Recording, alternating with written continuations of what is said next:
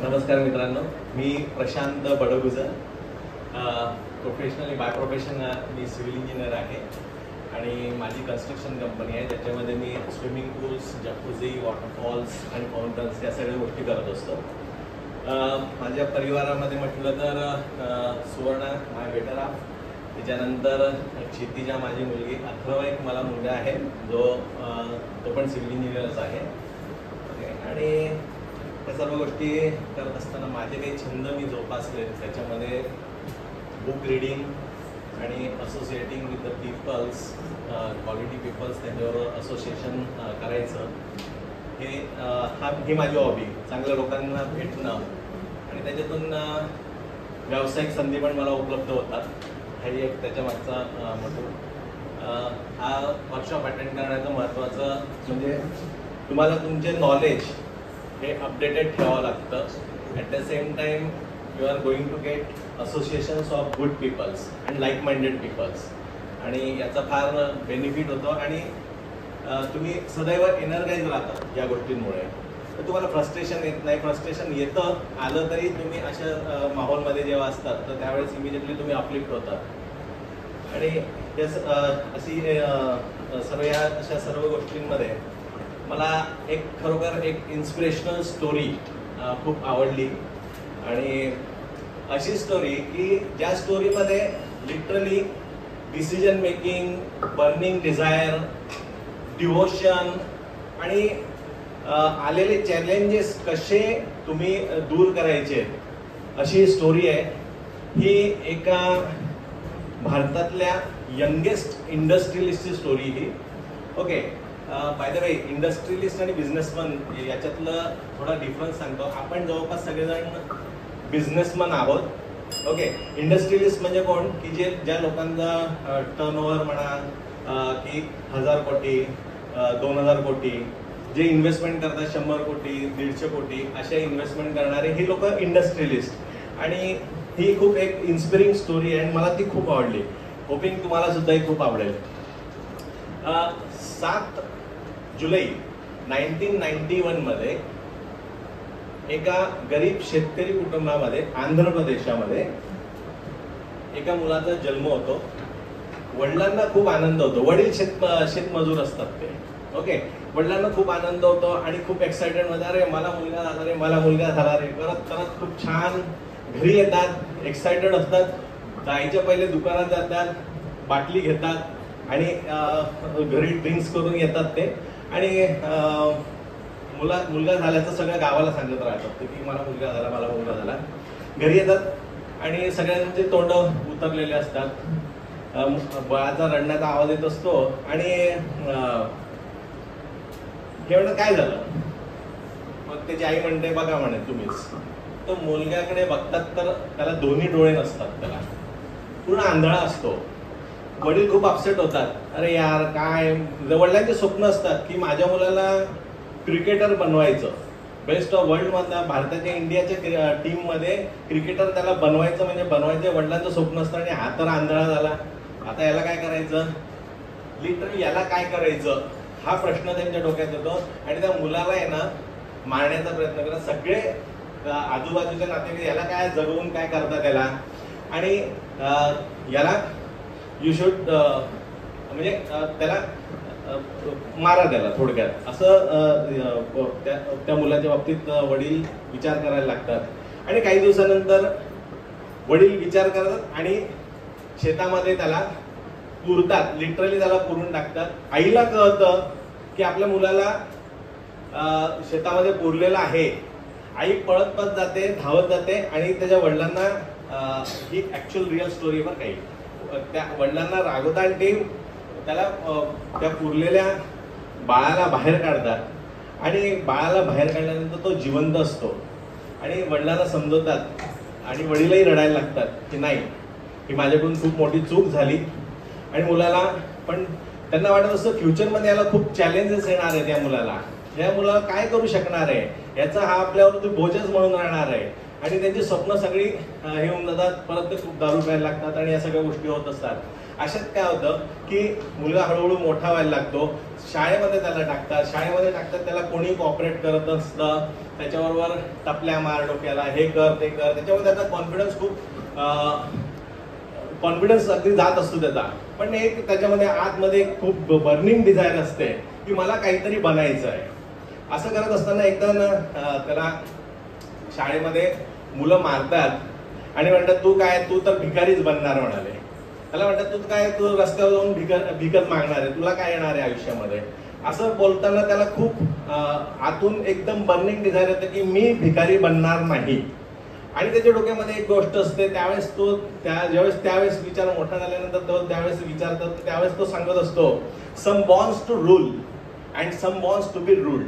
याचा अर्थ काय होतो, काही लोक जीवनामध्ये राज्य करायला येतात तर काही लोक स्वतःवर राज्य करून घ्यायला येत असतात. हे त्यावेळेस त्याची ती ऑटोमॅटिकली डिझायर झालेली असते. आणि ह्या डिझायरमध्ये तो मुलगा त्या मुलांना सांगतो शाळेतल्या, मी भिकारी बनणार नाही. त्याला शिक्षणाला खूप चॅलेंजेस असतात. कसं करत 10वी तो पास करतो आणि 10वी ना त्याला जबरदस्त 98% मार्क्स मिळतात त्याला, बरं का. 10वी त्याला 98% मार्क्स मिळतात त्याला. आणि 11वी ऍडमिशन घ्यायची असते. 11वी ऍडमिशन घ्यायला कोणीही तयार नसतं, त्याला कोणतीच कॉलेज त्याला ऍडमिशन द्यायला तयार नसतं. कारण त्यावेळेस असं म्हणत असतं की आंधळ्याला कोण ऍडमिशन देणार, आंधळ्याला कोणी ऍडमिशन द्यायची. हे होत असताना तो मुलगा, त्याला ऍडमिशन कोणी देत नाही. पण एका शाळेतली एक टीचर असते, ती म्हणते तुला नक्की कुठेतरी ऍडमिशन मिळाली पाहिजे कारण तुला मार्क्स खूप चांगले आहेत. ओके, मग तो स्ट्रगल करतो आणि तो म्हणतो मी कोर्टात जाईल. लक्षात घ्या, तोपर्यंत मी 10वी तुम्हाला सांगितलं, हा ऍक्च्युली 12वीचा सीन असतो त्याचा. तो म्हणतो मी कोर्टात जाईल म्हणतो, मला ऍडमिशन चांगल्या कॉलेजला घ्यायची, मला कोर्टात जायचं आहे. आणि तो कोर्टात केस करतो आणि खूप स्ट्रगल करून ती केस जिंकतो. सरकारला कायद्यामध्ये बदल करावा लागतो. आज तुम्हाला माहिती आहे कायद्यामध्ये बदल करणं एवढी सोपी गोष्ट नाहीये. संविधानातल्या कायद्यामध्ये बदल करणं, त्यावेळेस शिक्षण क्षेत्रामध्ये आंधळ्यांना परीक्षा द्यावी, त्यांना पाहिजे तो मार्ग मिळाला पाहिजे. सायन्स, आर्ट्स, कुठल्याही क्षेत्रात त्यांनी काम करू शकेल असा तो कायदा त्यावेळेस तयार करण्यात आला. त्याने ज्यावेळेस ह्या गोष्टी कोर्टात जिंकल्यानंतर ही गोष्ट झालेली आहे.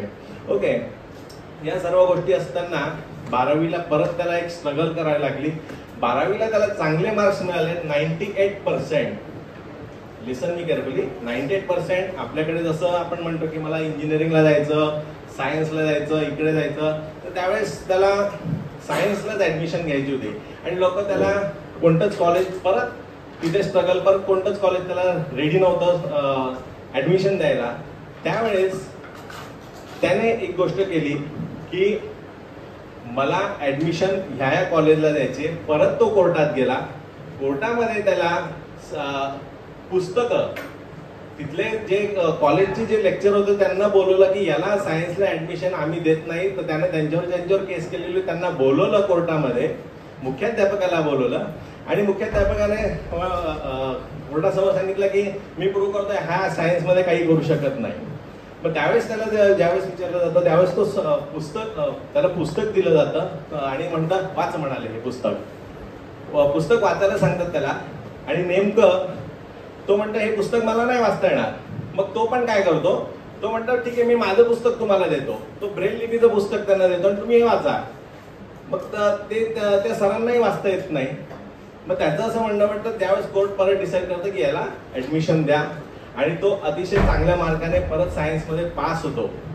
इथपर्यंत त्याची स्ट्रगल चालू असते आणि या स्ट्रगलमध्ये परत पुढे IIT मध्ये तुम्हाला माहित असेल भारतातले टॉपमोस्ट कॉलेजेस जे म्हटले जातात, कुठे ऍडमिशन घ्यायची तर आपण जनरली म्हणतो IIT. त्याला IIT मध्ये सुद्धा ऍडमिशन मध्ये मिळणार असते, पण IIT त्याला रिजेक्ट करतं. ऍडमिशनसाठी त्याला रिजेक्ट करतं, आम्ही आंधळ्यांना ऍडमिशन देऊ शकत नाही. हा इंटरनली परत म्हणतो सर मला मला नाही करायचं, अशा लोकांबरोबर मला नाही राहायचं, मी परत का कोर्टात जावं, परत का स्ट्रगल करावी. तर तो म्हणतो, त्याची टीचर म्हणते की इंटरनॅशनली तू ऍप्लिकेशन कर आणि इंटरनॅशनली तो ऍप्लिकेशन करून जगामधली सगळ्यात बेस्ट युनिव्हर्सिटी आजही म्हटली जाते मॅसेच्युसेट्स इन्स्टिट्यूट ऑफ टेक्नॉलॉजी, ही जगामधली सगळ्यात फाईनेस्ट इन्स्टिट्यूट आहे, युनिव्हर्सिटी, आणि तिथे त्याला ऍडमिशन मिळते आणि तो भारतातला जगातला सगळ्यात नंबर 1 प्लेयर याच्यामध्ये बनतो.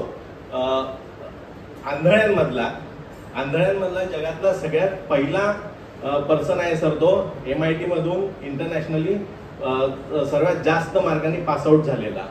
ओके, सो ही स्टोरी करत असताना तो म्हणतो आता मला भारतात यायचंच नाही, आणि तो भारतात येत नाही, पण त्याला समहाऊ त्याला एनर्जाइज होता आतमध्ये, आणि तो भारतात ज्यावेळेस परत येतो तर त्यावेळेस त्याचं एक सेंटेन्स असतं, if IIT don't need me, I don't need IIT. जर मला IIT ला माझी गरज नाही ना, तर माझी IIT ला गरज नाही, हे त्याचं सेंटेन्स असल्यामुळे तो तिथेच त्याला अतिशय सुंदर जॉब्स मिळतात, हायली क्वालिफाईड जॉब्स मिळतात. आणि पण त्याची स्टोरीमध्ये परत त्याची टीचर म्हणते नाही तू परत भारतात ये. तो भारतात यायला नाखुश असतो, पण म्हणाले तू भारताच्या 2 गोष्टी केलेल्या, तू कायदा बदलवला आहे, ओके, आणि तो कायदा तुझ्यामुळे हजारो लोकांना आज शिक्षण घेता येतं, आंधळ्या लोकांना तुझ्यामुळे शिक्षण घेता येतं आहे, तू भारतात आहे, तुझी गरज आहे. परत तो भारतात येतो आणि भारतामध्ये काय करायचं तर तो खूप विचार करतो, आयडियाज वरती काम करतो, आणि आयडियाज वरती काम करत असताना वेस्ट पेपर मॅनेजमेंट मध्ये तो काम करतो. म्हणजे कचऱ्यापासून पेपर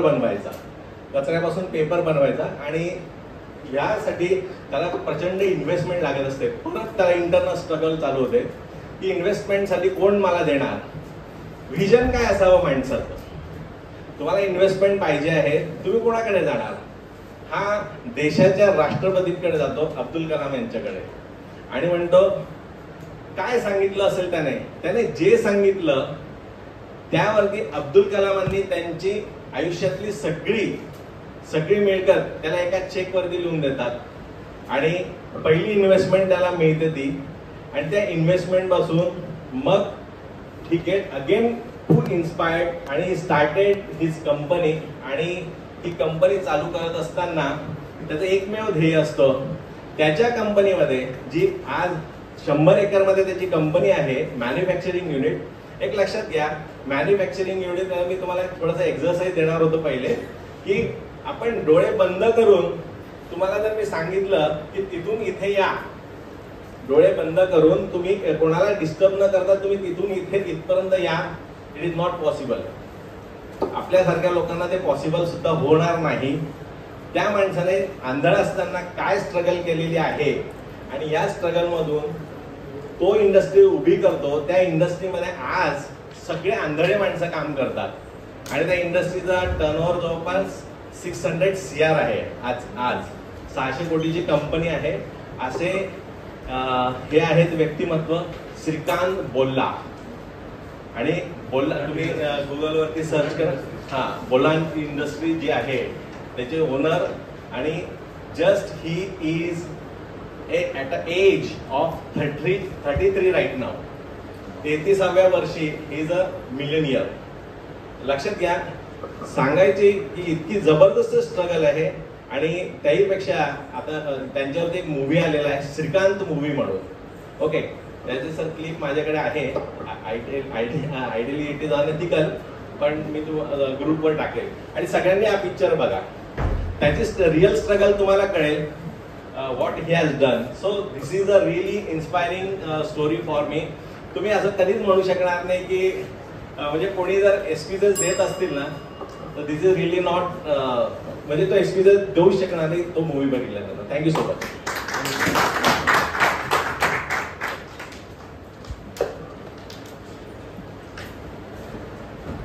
सो सगळ्यात महत्त्वाचं म्हणजे आपण हे सरांनी खूप सुंदर स्टोरी सांगितली. स्टोरी सांगितल्याबद्दल एकदा जोरदार टाळ्या. Yes please. इम्प्रुव्हमेंट